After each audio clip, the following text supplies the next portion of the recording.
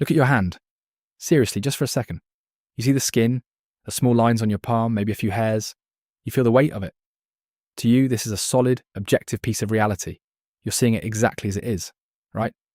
Well, what if I told you that hand, and everything else you've ever looked at, is a lie? A high-definition, beautifully rendered fiction created by your brain to stop you from going insane.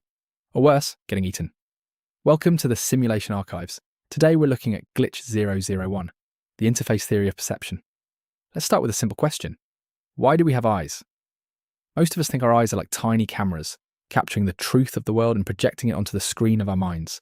We assume that if we see a red apple, there's a red round thing out there in the world that looks exactly like, well, a red apple.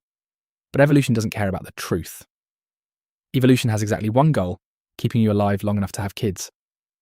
According to cognitive scientist Donald Hoffman, seeing reality as it actually is would be an evolutionary disaster. Think about it like this. Imagine you're playing a high-speed video game. To play, you use a controller, and you look at a screen filled with colourful icons. When you want to save your progress, you click a tiny blue icon that looks like a floppy disk. Now, is the save file actually a tiny blue square? Of course not. That icon is just an interface. It's there to hide the terrifying complexity of what's actually happening. Trillions of electrons moving through silicon chips and complex lines of binary code. If you had to manually flip every switch in your computer's hardware just to save your game, you'd never get past the start screen. You'd be overwhelmed by the truth of the computer. So the computer hides the truth and gives you a simple, usable icon instead. Donald Hoffman argues that our senses are exactly like that desktop interface. The physical objects we see, trees, cars, people, even our own hands, aren't the truth of reality. They are just the icons our brain has evolved to show us. We don't see the world. We see a user interface. Let's take a relatable example. Imagine you're standing on a train track and you see a massive freight train hurtling toward you at 80 miles per hour. Do you need to know the molecular composition of the steel? Do you need to understand the quantum fluctuations of the atoms making up the engine? No. If you spent time trying to perceive the true nature of the train, you'd be a pancake. What you need is a simple, urgent symbol that says giant metal death.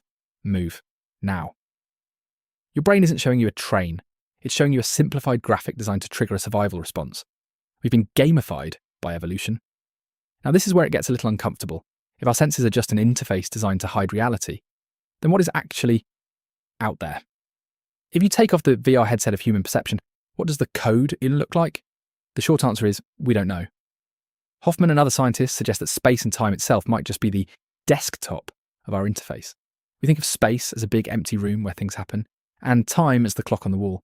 But in this theory, space-time is just the graphics card of our consciousness. It's a way of organising data, so our primitive biological brains don't crash. It means that when you look at a mountain, that mountain only exists in that form because your brain is rendering it for you.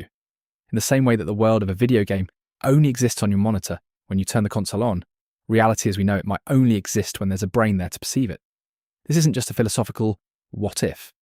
Mathematical models of evolution show that organisms that see truth consistently go extinct when competing against organisms that see fitness icons. The truth is too expensive. It takes too much energy to process. We are the descendants of the creatures who are the best at ignoring reality. So, tonight when you're lying in bed and the room is quiet, look at the wall. Look at your hands again. Remember that you are trapped inside a biological simulation that you can never leave. You're looking at a world of icons, interacting with a reality you can't even imagine, using a brain that was designed to hide the truth from you just to keep you alive for one more day. The glitch isn't that you're seeing things that aren't there. The glitch is that you think you're seeing what is. If your brain is lying to you about the world outside, what is it lying to you about the world inside? In the next archive, we're going deeper into the mind to ask, did you actually choose to click on this video? Or did your brain make that decision for you? 7 seconds before you even realised it. That's Glitch 002. I'll see you in the archives.